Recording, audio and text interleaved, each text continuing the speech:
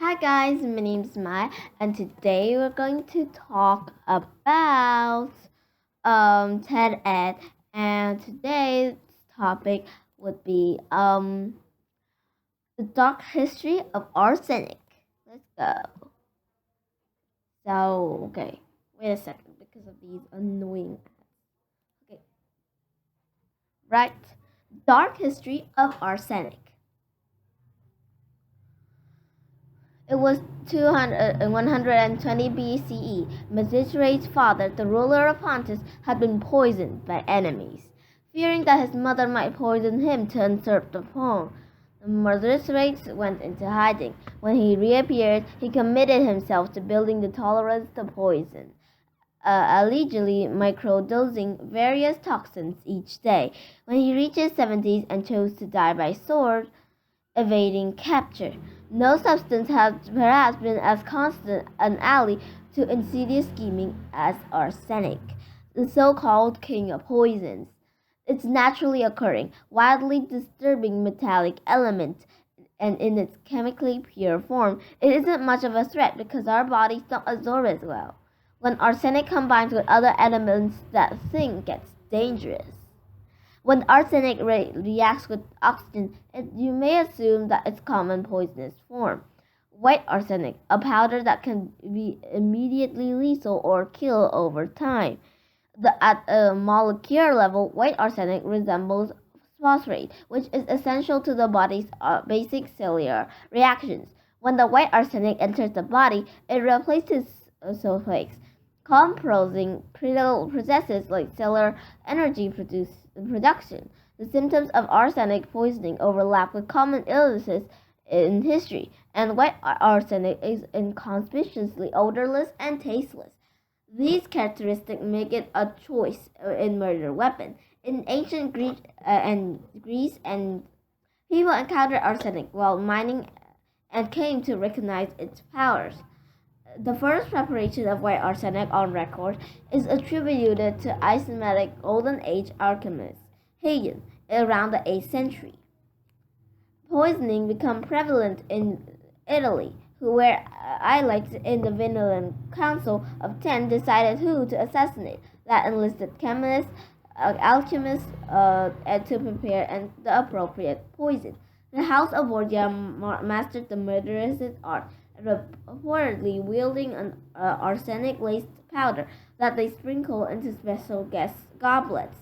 And during King Louis' reign, arsenic ran rampant among Parisian high quality, earning it the moniker of inheritance powder.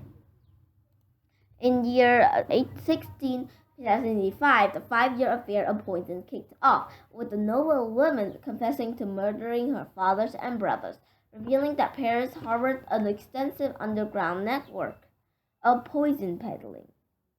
One of its central figures was cast in Monoverism.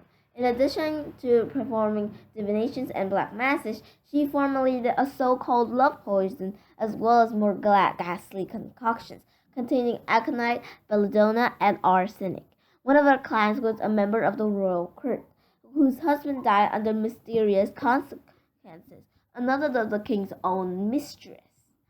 Arsenic became more of a widespread weapon during the Industrial Revolution. Demands for metals like iron skyrocketed, as people melted impure ores in furnaces. Some byproducts became airborne and accumulated on chimneys, including white arsenic. The powder was scraped off the abundance and sold cheap to city dwellers, who channeled its power against pests and sometimes people. Arsenic can find its way to ubiquitous goods. In 1775, Swedish chemist Carl Dunware created a copper arsenic mixture that yielded a bright green hue. Skilled green toys soon pigmented paint, textures, toys, soaps, cosmetics, and food coloring. By the 1800s, 80% of English wall painters contained arsenic, but it's lethally loomed. Several children were said to have died from inadvertently ingesting arsenic.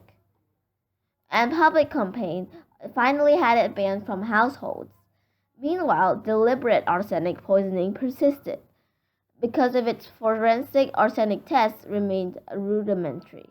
People keep getting away from it. In 1833, chemist James Marsh consulted in a homicide case where a man was accused of arsenic lacing in his grandfather's coffee.